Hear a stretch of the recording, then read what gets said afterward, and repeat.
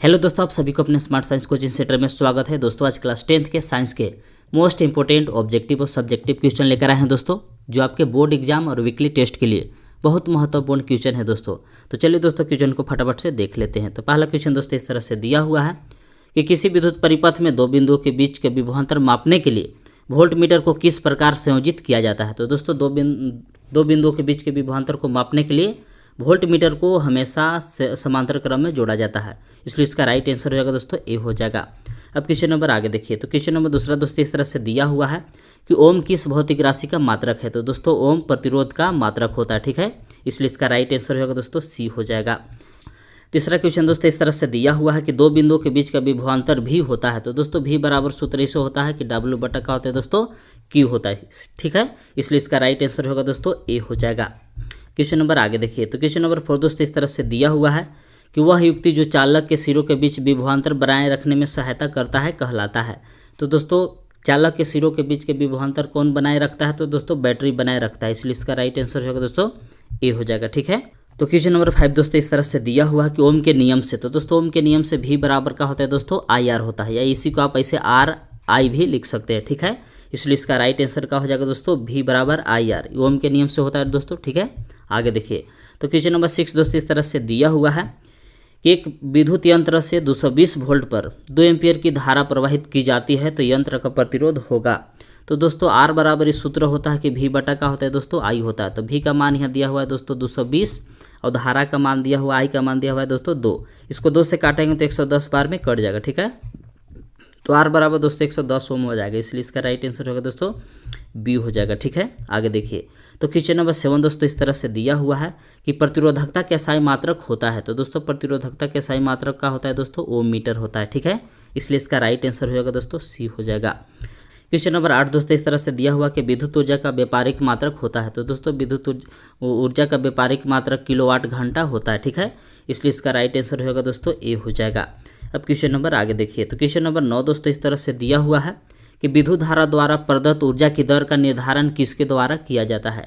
तो दोस्तों विद्युत धारा द्वारा प्रदत्त ऊर्जा की दर विद्युत शक्ति द्वारा निर्धारण किया जाता है, इसलिए इसका राइट आंसर होगा दोस्तों सी हो जाएगा, ठीक है।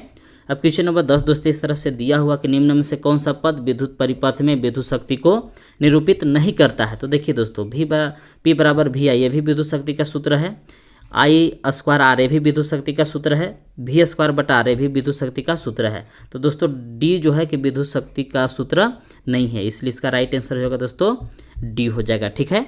अब दोस्तों यहाँ से सब्जेक्टिव क्वेश्चन है, देखिए ध्यान से आप लोग।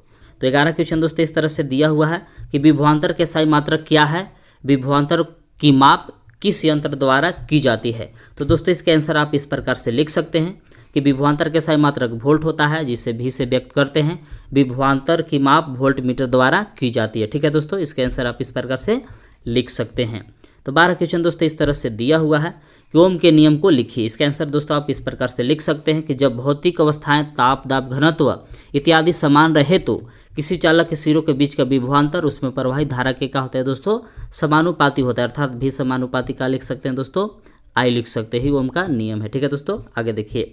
क्वेश्चन नंबर 13 दोस्तों इस तरह से दिया हुआ है कि प्रतिरोध किसे कहते हैं, प्रतिरोध का साई मात्रक लिखिए। तो इसका आंसर दोस्तों आप इस प्रकार से लिख सकते हैं कि वह कारक जो चालक तार में प्रवाहित धारा का विरोध करता है उसे प्रतिरोध कहते हैं, इसका साई मात्रक ओम होता है, ठीक है दोस्तों। आगे देखिए। क्वेश्चन नंबर 14 दोस्तों इस तरह से दिया हुआ कि किसी चालक का प्रतिरोध किन किन बातों पर निर्भर करता है। इसका आंसर दोस्तों आप इस प्रकार से लिख सकते हैं कि चालक का प्रतिरोध निम्न बातों पर निर्भर करता है। पहला, चालक की लंबाई पर। चालक तार की लंबाई बढ़ने पर प्रतिरोध बढ़ता है, अर्थात प्रतिरोध चालक की तार की लंबाई के क्या होता है दोस्तों समानुपाती होता है। दूसरा, चालक की मोटाई पर।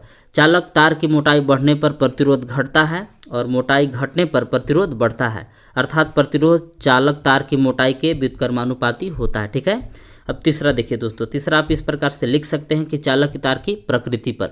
चूँकि भिन्न भिन्न चालक तार का प्रतिरोध भिन्न भिन्न होता है, इसलिए चालक का प्रतिरोध चालक की तार की प्रकृति पर निर्भर करता है, ठीक है। चौथा दोस्तों आप इस प्रकार से लिख सकते हैं कि चालक की ताप पर, यानी कि चालक पदार्थ की ताप बढ़ने पर उसका प्रतिरोध बढ़ता है, ठीक है दोस्तों। अब क्वेश्चन नंबर 15 दोस्तों इस तरह से दिया हुआ है, देखिए ध्यान से, कि किसी चालक की लंबाई में परिवर्तन का उसके प्रतिरोध और प्रतिरोधकता पर क्या प्रभाव पड़ता है।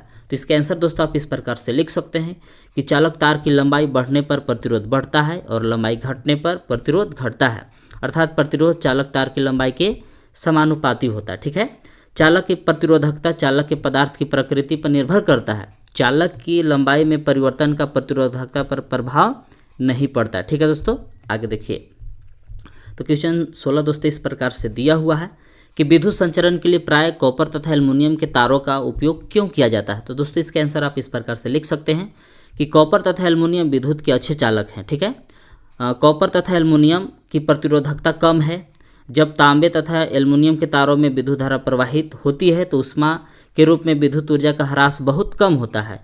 ये भार में हल्के भी होते हैं, तो भार में दोस्तों हल्का होते हैं तो इसका कीमत भी दोस्तों का होता है कम होता है। ठीक है।